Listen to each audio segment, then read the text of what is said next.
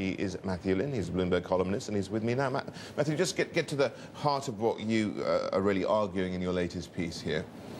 Yeah, what I was say, I was interested in looking, sort of rather unusually at something that's not happening rather than is. I was kind of picking up on the news last week, Richard Branson sort of making a bit of a move into retail banking with a very small acquisition. And there's 2 or 3 people who are looking to launch new banks in the UK. But I thought it was interesting, just how little action there has been. Because if you think about it, this is a really unpopular industry. A lot of people don't trust their banks. They don't think they're safe, and with pretty good reason. People hate them also with their charges. Yeah, absolutely. People don't like them. They don't have good feelings about them. And a lot of the services and the prices are pretty bad. They've probably got worse. I mean, you go out and try and get a mortgage at anything like 0.5%. Forget it. So you think, why is no one moving into that space? It's kind of interesting. You single out this industry as one which is perhaps one of the most conservative, one of those which is not evolving here, and you point out Ryanair, how we constantly have new restaurants on the high street, etc. Yeah, absolutely, because you can step back from this and you can say, OK, it's hard to break in, there's a lot of inertia, and, there's truth in that, because, it's a lot of hassle to move your current account. You have to reset all their standing orders. It has been made easier, though. Yeah, it has been made easier. And when you look at other industries, say, like Ryanair, which I mentioned in the piece, it's a lot of hassle to get slots at an airport. It's always difficult for new players to break in, but there is a great opportunity there. And I think you have to step back from this and say, the regulators aren't doing enough. The regulators, you certainly hear this anecdotally, the regulators are making it very, very tough for people to launch new banks. And I think that's with good reason as well. You say that, but I mean, you can understand where they're coming from. Okay, they're nervous about new banks because obviously we've seen a lot of problems in the banking sector, and they want such capital as there is available. They want to go to the established banks, but you have to step back and say, most economic problems can be fixed by more innovation and more competition.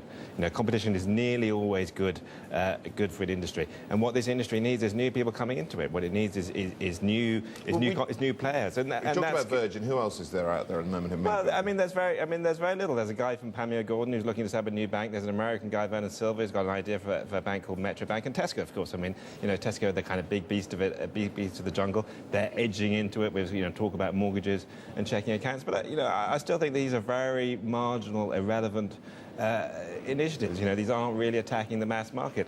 Right, the regulators right behind you, there's a new name, Santander. Well, yeah, taking over old banks, old building societies. Yeah, no, well, that's true, but I mean that's already a big player in Spain, big player in Europe, and it's taking over the existing players. It's doing it by acquisition rather than by expanding market share. And I mean, as you said earlier, we can understand why the regulators are nervous, because we did have all the Icelandic banks coming into the market, for example, and offering some competition, and that didn't work out too happily.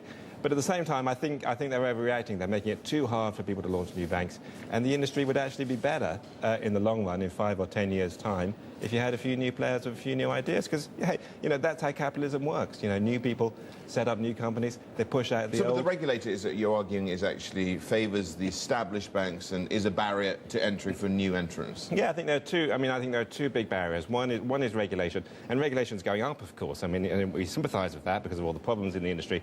The regulation's getting more onerous, but I think they have to be careful that they don't, prevent people coming into it. And the other thing is just the kind of plumbing of the system, the payment systems, the way that the banks operate. When you pay in a check, it goes through the system in a slightly mysterious way that's hard to understand. It comes out of your account and ends up in the person you're paying the money to account. And I think the way that system is wired and put together probably needs to be broken up quite a bit to make it easier for new people to plug into it.